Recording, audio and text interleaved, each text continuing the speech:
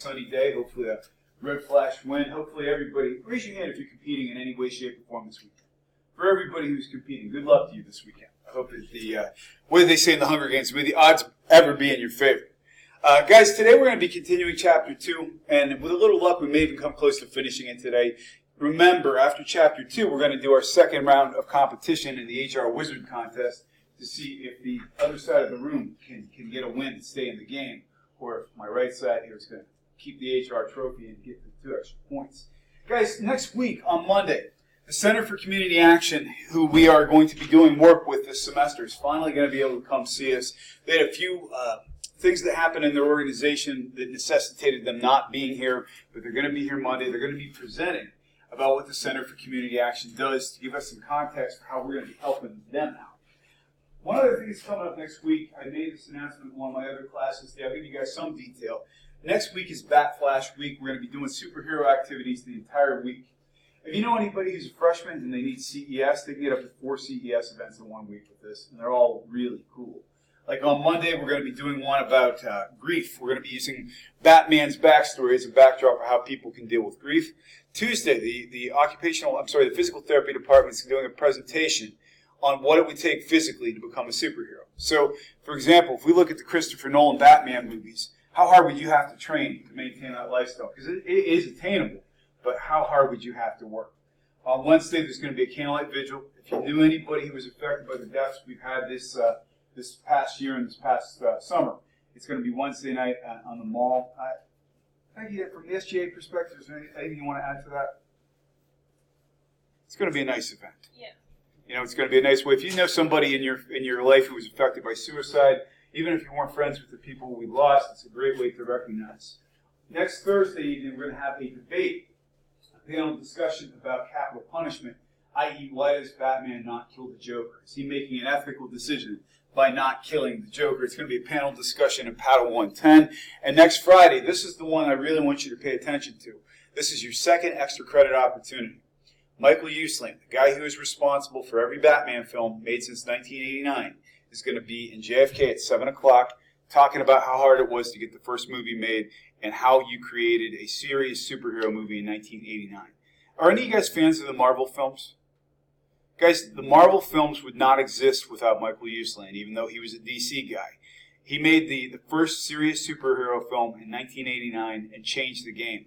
You're going to get to hear from a guy who was one of Hollywood's insiders, a guy who is a heavyweight in terms of the executive producer role. This guy literally has 1.7 trillion in global box office receipts to his name. And he is coming to St. Francis to talk to us about what it took to get that done. So you're going to earn 2 bonus points by going to see him next Friday. Guys, I normally start off by talking about some current events. Today we're just going to jump right in. We're going to take frequent breaks today because I think that with the nice weather outside, the big weekend coming, everybody's minds are dwelling other places. So we're going to take ample opportunity to get back in. Guys, when I start talking about mergers and acquisitions, what's the difference between a merger and an acquisition when companies come together? What's the difference? Yes? Mergers, 2 companies come together and create one new company, and acquisitions come together. Absolutely great analysis. And sometimes we have mergers. Companies come together to get strengths. Sometimes companies come together because both of them are bleeding resources and they want to share. When we have acquisitions, typically speaking, one company buys another company either to get rid of a competitor or to assume all of their information, to integrate their intellectual capital. In terms of a merger, the power can be shared equally. In an acquisition, the company that's being acquired typically does not have the same level of power. Here's a question, guys. What could be a challenge if we have 2 companies coming together? We've got Company A, and you guys, what do you guys make?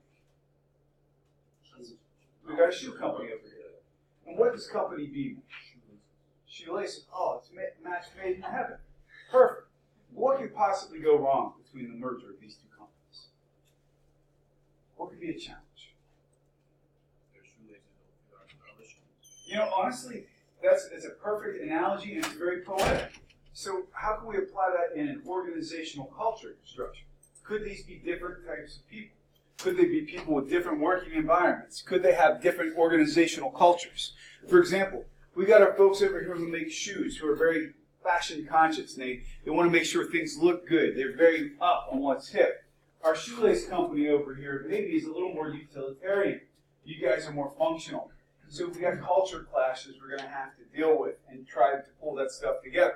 In addition, if we have two independent companies and we're coming together in a merger or an acquisition, what are some of the other challenges we might face? Yes? For sure, because we're going to be all working together. How are we going to distribute profits? What else might be redundant between these two companies? What might be something that we both have and we don't need two of anymore? You got it. I mean, the very discipline we're talking about could be at risk. So we're talking about, we've got an HR department here that does hiring and firing. We got an HR department here that does hiring and firing, and it's more strategically focused. So we've got two competing cultures that do the same job. Somebody is probably going to end up losing their job. Usually speaking, even in mergers, there tends to be a dominant culture. One of those two companies tends to take over. So when we're getting ready, what we have to do before the deal is done is look at where we've got places we complement, because we've got a shoelace company and a shoe company. And we're also looking at places where we're going to be doing this, meaning we may have to cut some people. Not everybody's going to get to keep their job, most likely. So what we do is we refer to this as due diligence. Due diligence means you're doing your homework. We're looking at where we have redundancies, where we have conflicts, where we might need to cut people. So that's all before the deal.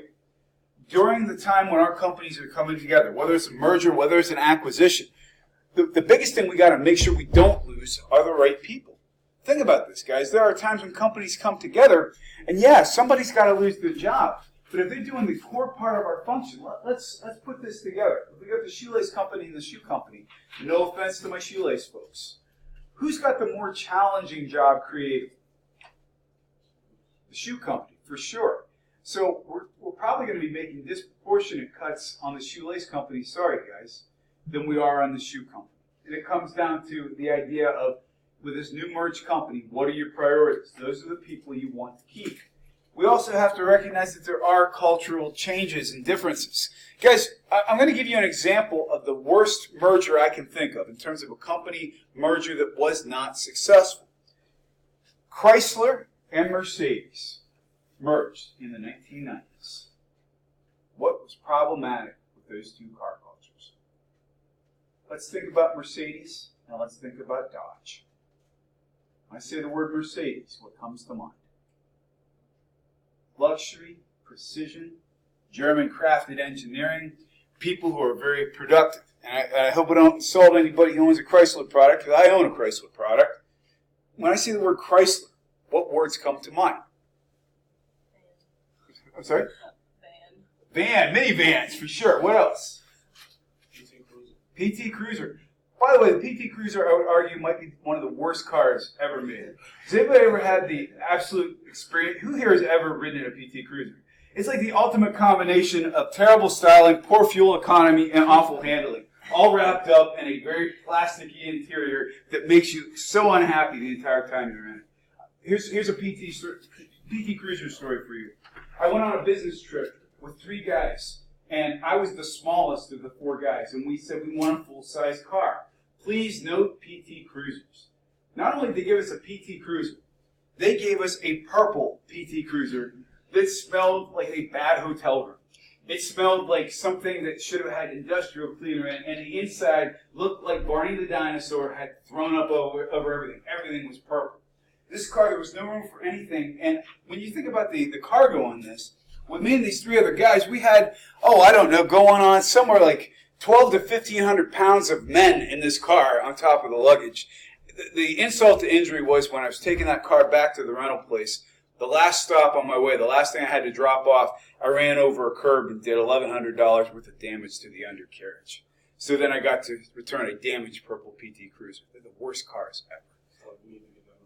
I did. I feel better. Are you guys feeling the catharsis here? Yeah, that's my rental car story. But my point is, we got the PT Cruiser and we got the SLK over here. Those cultures did not work well together. The folks from Germany felt that the Americans were lackadaisical, lazy, and that their quality standards weren't up to snuff. The folks who worked for Chrysler in the USA thought the Germans were asking too much. The cultures did not work.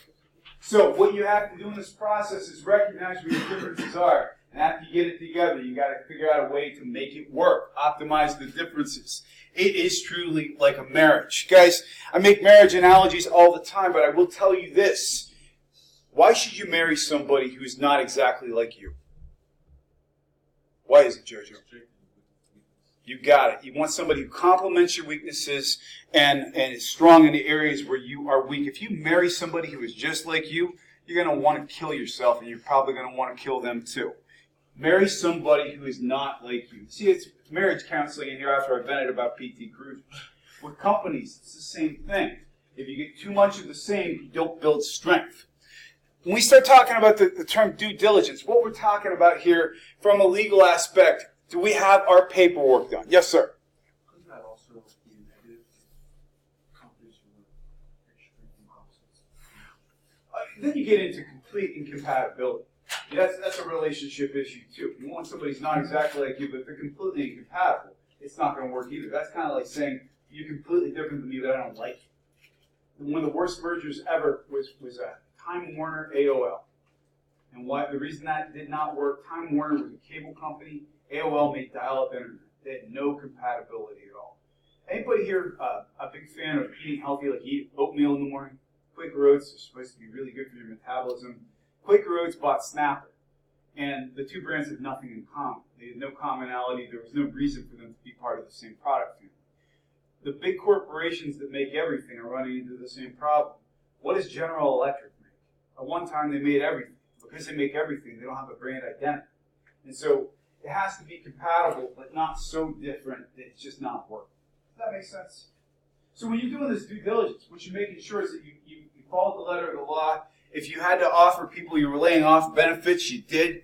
You also were making sure that you are keeping the good performers and not getting rid of the good ones. Here's another one, too. For any of my folks who are crossover from Management 2 or 3, they'll know this one. If you've got an existing collective bargaining contract, if you've got entrenched unions, you got to deal with that stuff, guys. Because depending on the letter of the law, if you're taking over a company, if there's a merger, and one of your sites has a union in it, you've now got a union in your company. And if you're an anti-union company, you may have things to deal with. I'll give you a great example.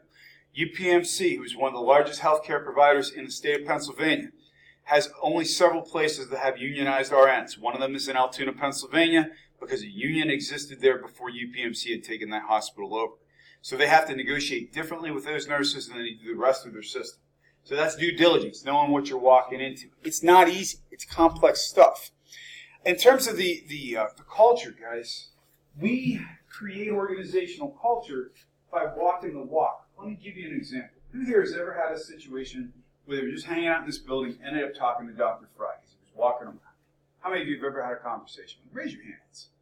Guys, how would you describe your conversations with Dr. Fry? What were they like? They're definitely funny sometimes. He's got a great sense of humor. He's a great guy. Well, what kind of things did you talk about? They're like productive conversations. He's always asking, like, how you doing?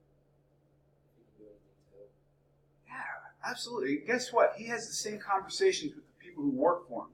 Like the conversation you had with him is pretty similar to the conversation I have with him. So, in the tone of his conversation, what message does he send to you about our organization's culture?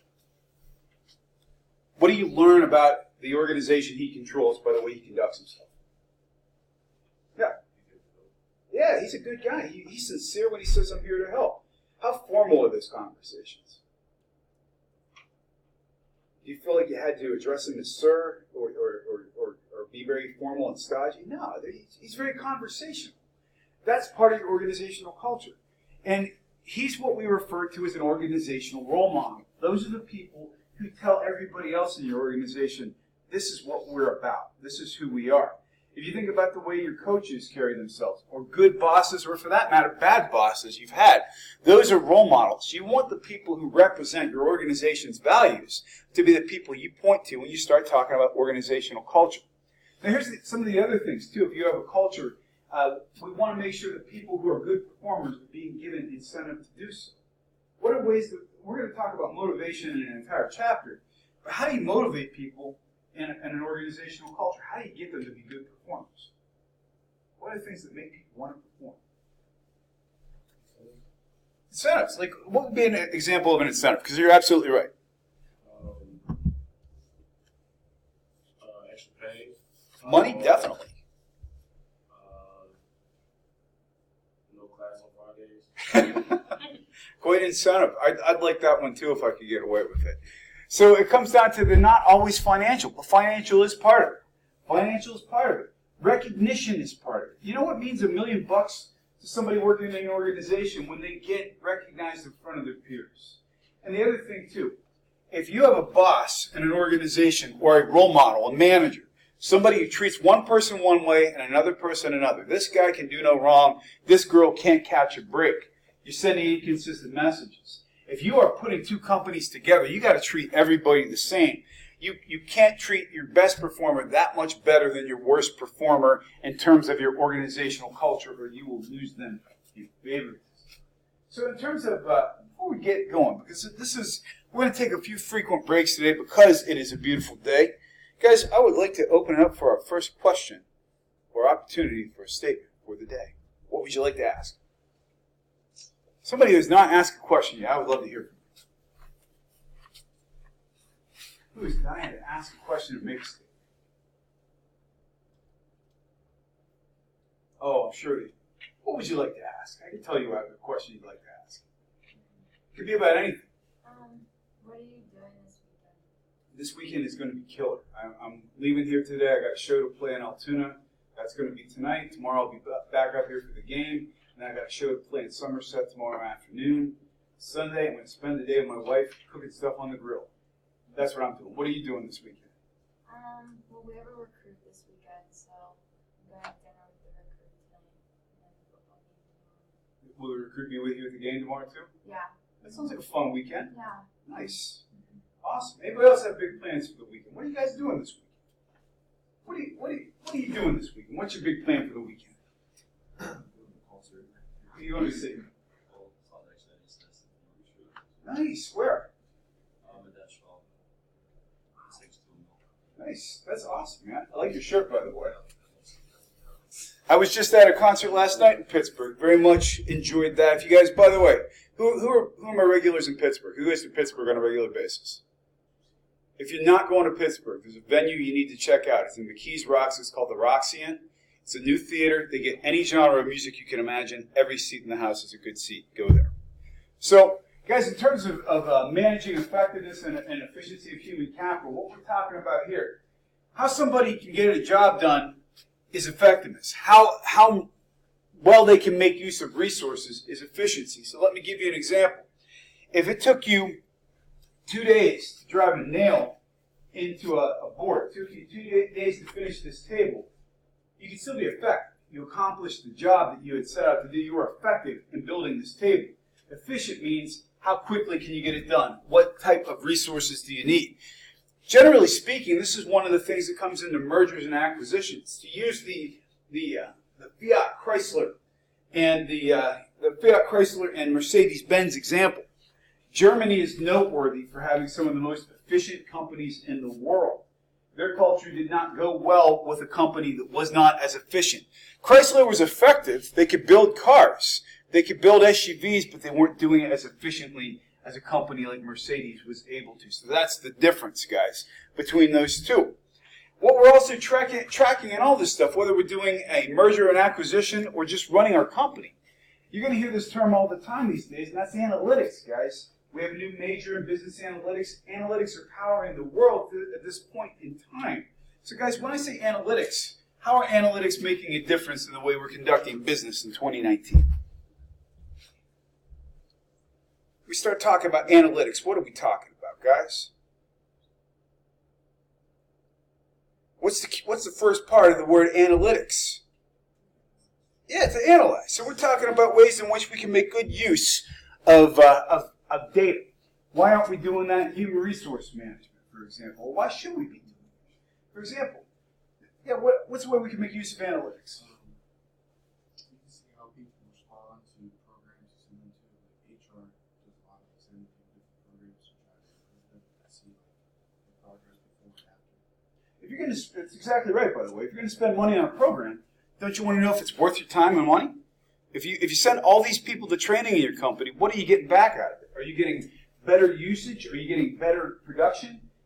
If people are going to training sessions, if people are going to meetings, how are they using their time? Analytics are basically trying to analyze how we're using time and resources. So analytics are a big part of HR these days. And to get analytics, you need metrics. Metrics simply means we're measuring things. We've got all kinds of ways that we measure metrics, for example. What are we paying people? That's compensation. That's a metric. How long are people staying with us? By the way, guys, when we hire people and we try to onboard them, the first 60 days are absolutely crucial. If you look at retention rates, people who had a successful onboarding in the first 60 days are much more likely to stay with a company. You learn a lot about the company. Training. How many hours of training are we providing per employee?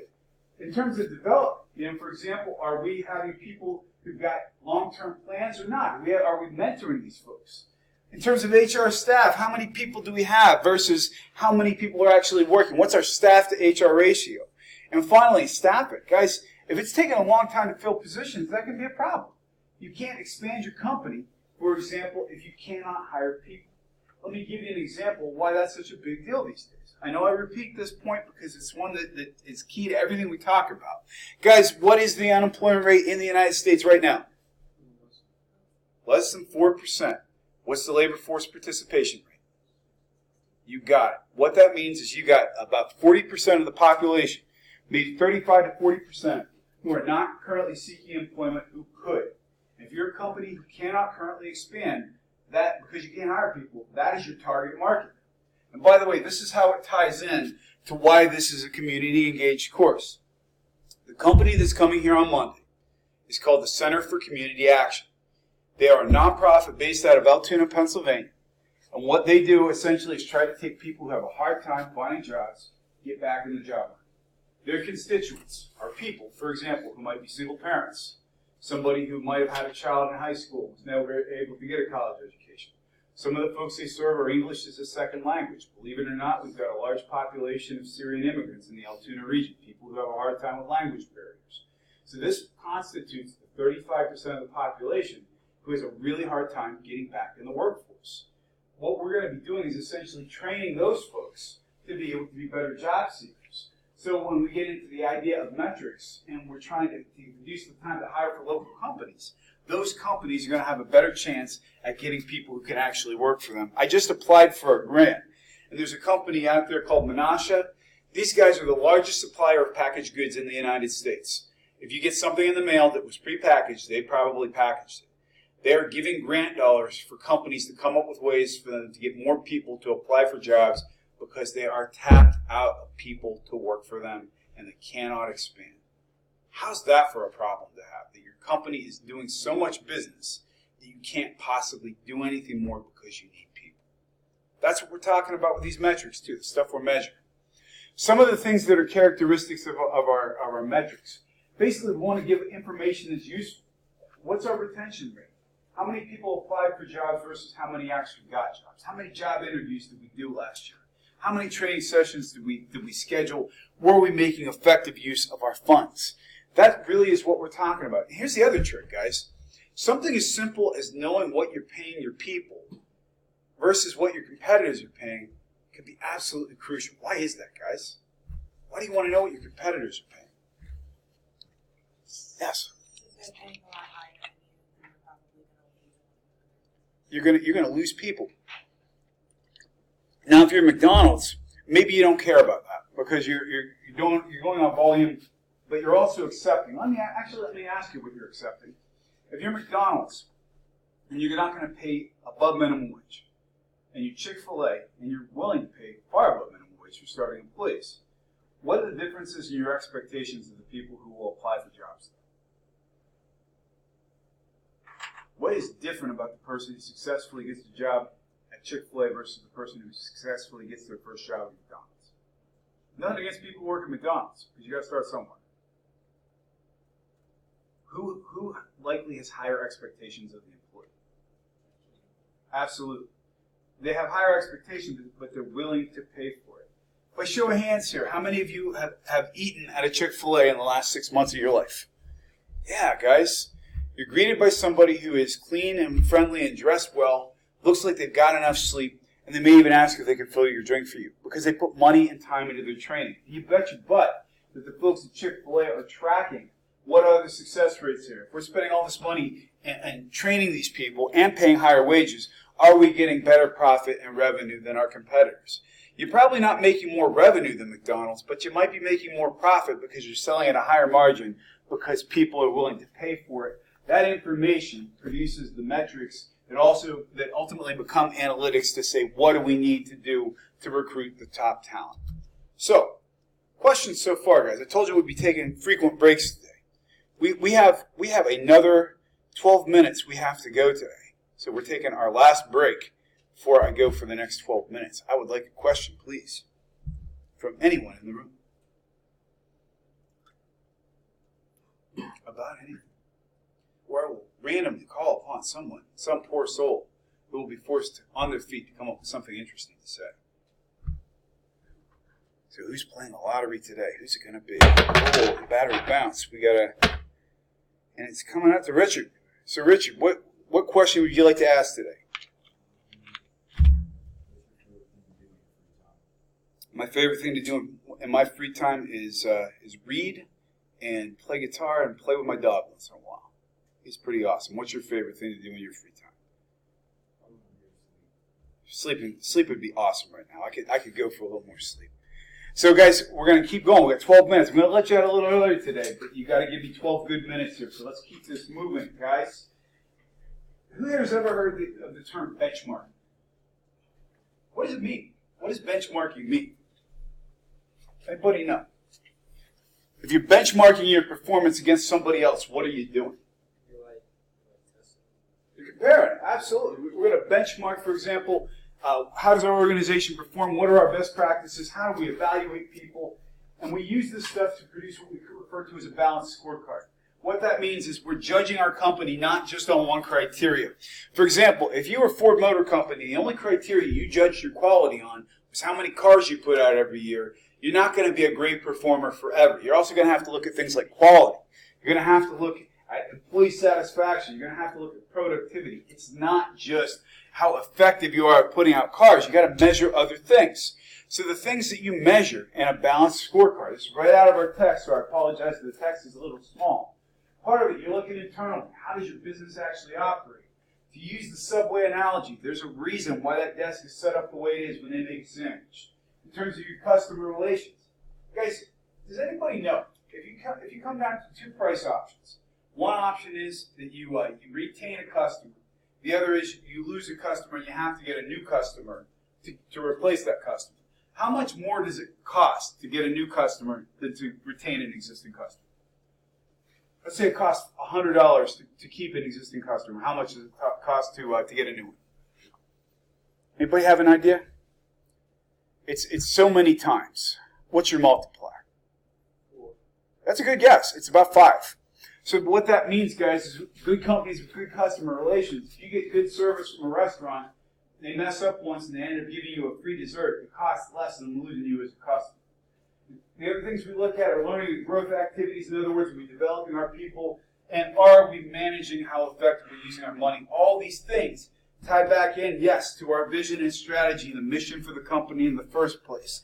The bottom line on all this stuff, are you spending money that benefits the mission of your company, and are you monitoring how that money is being spent? That is the absolute essence of performance management at its core. So how do we measure this stuff? Guys, you guys have heard of ROI before. I hope you're doing ROI calculations. It just means, are you getting money back out of your human capital as well? All these are different ways we can measure productivity and effectiveness. I'm not going to go through them one at a time because you can read this. The bottom line is, basically, if you go for your ROI calculation, your return on investment comes down to C is the value of whatever your productivity gains are. You're going to divide them based on what you're putting into the cost of the gains. So whatever productivity you're getting, divide it by what you spent to get there. If we got a 30% increase in our productivity making pickup trucks last year, and we had to invest $8 million, what does it work out to? What does our ROI percentage work out to? I won't ask you to do calculations in this class, but that's the basics. There are lots of different ways you can measure this stuff. If you want to, for example, see how much human capital is adding to the equation, or our return on investment, or your economic value added. These are things that we're not going to spend a lot of time talking about because the book gives you great explanations. I will tell you, when it comes to an exam, occasionally I will ask you to tell me to recite an equation, but you can get them right out of your textbook or the slides. Finally, guys, we're getting into the home stretch here for today. We have something called an HR audit. Guys, who here has ever taken an auditing class? What's an auditing class? Why do you do audits in the business world? What does an audit tell you? People mess it up. Yeah. Like the core of an audit is what? Emily, what's an audit? It's okay not to know. That's how we learn. Can anybody help Emily out? What does an audit do? If you're auditing somebody's books, what do you really do? Ian, what's an audit? It's okay not to know. Does anybody in this side of the room know what an audit is from a financial standpoint? Yes. Is it basically like checking people's work, basically? That's exactly right. Auditing means you're going through and seeing, does all this add up? Well, when you're doing an HR audit, what you're doing is looking at your company as a whole. You should be doing this as a company pretty much on an annual basis. So when we're auditing, what we're looking at, number one, how many people we have working here and what are we paying them? Are we paying them competitive rates? Is our place safe to work at? How many accidents did we have last year? Are we in compliance? Do we have our paperwork in place? If we are using people who are not residents, for example, do we have their immigration data on file? Do we have good records for all this stuff? And finally, what are our retention rates like and what are we giving people in terms of benefits? There's all kinds of audits we can do on top of that. We got what we refer to as a compliance audit. That just means it's your paperwork on file. Your benefits. Do we know, for example, how much we're paying for our benefits and what our employees are using? Here's the trick, guys. Let's say we've got Company A over here, and we've got Company B. Company A, the median age is 55 years old. Company B, the median age is 30. Who's paying more for health care? Yeah, you guys are paying more for health care, which means if you're doing a benefits audit and most of the people in your company are 55, you're going to justifiably raise your employee contributions. You guys may get by with lower health care costs. That's why you audit that stuff. An I-9 audit simply means you're making sure that people who are not U.S. citizens are working here legally. You might go into other areas, for example. You might want to make sure in a specific program audit that you're looking at things like employee assistance programs. If you are promoting equal amounts of males and females. If you do a full HR audit, that means you're looking at absolutely everything. So that being said, guys, you have two options because we just finished Chapter 2. And here are your options, guys. We can have our competition today, or you can start off Monday with the competition. Because this will determine, for example, if Team 2, who currently holds the HR trophy, is going to keep the HR trophy and win 2 points for the first test, or do you want to do that competition on Monday? By show of hands, who would rather do it on Monday? All right, guys, the ayes have it. Study hard. The points are on the line. Enjoy your weekend. For you guys competing this weekend, good luck.